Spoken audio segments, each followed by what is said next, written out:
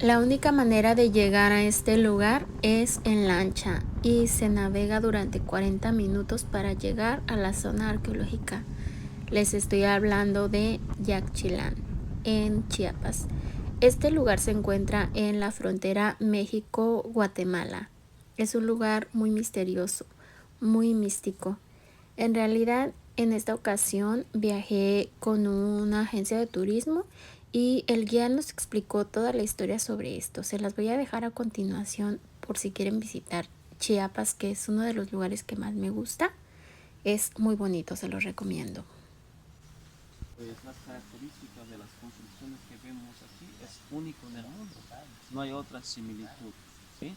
Entonces, pues aquí afuera estamos viendo altares y ofrendas, donde algunos altares completamente está dañado y el que está en medio pues está completamente todavía, se pueden ver los grabados, las escrituras de los mayas todavía, pues vamos a acercarnos más. ¿Sí? De hecho, eso es, de hecho, eso es. Aquí es como se puede ver, mira, las personas aquí. Estas personas se pueden ver en posición de loto, ¿sí? Con la mirada hacia el inframundo, ¿sí? Es una preparación, es una preparación del hombre, la mujer, porque tenía que estar en contacto con su Dios, ¿sí? Aquí adentro estaban los sirvientes, pero más adentro estaban los gobernantes, ¿sí? Entonces los mayas identificaron que no estamos solos en este mundo, que hay espíritus. Estos son los espíritus que salieron, ¿sí? Bueno, pues aquí en la población Maya Chol en frontera cruzal hace 30 años, 30, 40 años, veían personas, mujeres, hombres en la selva, aparecen, desaparecen al instante. Entonces los mayas representaron a esos seres, aquí están mira, representados. Y estas personas son del inframundo, no son del día, son de la noche, son de la noche y cuidan según la versión de los epigrafistas que son los encargados de descifrar la escritura de los mayas. Entonces descifran que estas personas cuidan el día y la noche, hacen el bien y hacen el mal. ¿Sí? Y los mayas entraban en el interior para estar en comunicación con su Dios. ¿Sí? Los mayas del norte veneraban Kukulcán, serpiente emplumada o Quetzalcóatl, y los mayas de aquí veneraban un dios Cabil, ¿Cómo? ¿sí? Un dios Cabil, que es equivalente a Kukulcán, que es lo mismo, nada más cambia de nombre. ¿Sí? Entonces, esos dioses veneraban los mayas. ¿Sí?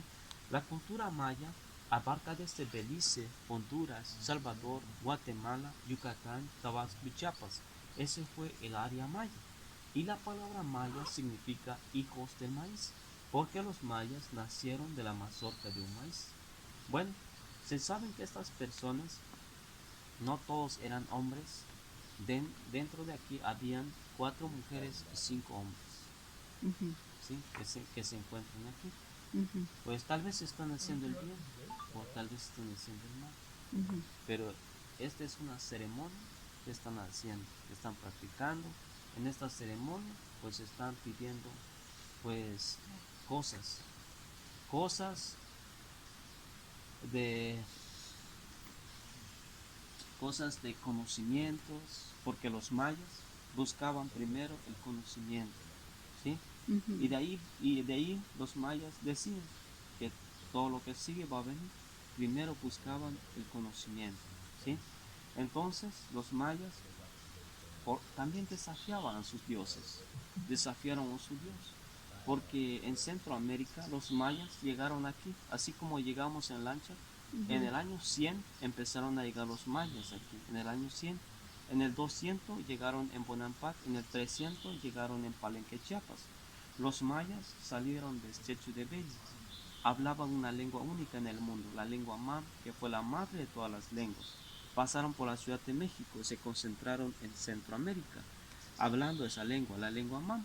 Entonces los mayas, como estaba unido a la población, empezaron a mirar en el cielo, a caer gotas de agua, relámpagos, y empezaron a decir, allá arriba vive alguien, y lo vamos a comprobar. Empezaron a levantar esa torre. Ya cuando estaba a la mitad del cielo fue derrumbado, le cayó un rayo y los que estaban construyendo arriba murieron todos. Los que estaban abajo sobrevivieron todavía. Pero el problema es que empezaron a hablar diferentes lenguas. Otro grupo empezó a hablar otras lenguas como Chol, Setal, Tzotzil, Tolabal, Man. Ya no se podía entenderse. Entonces cada quien se agruparon y cada quien se fueron por su lado.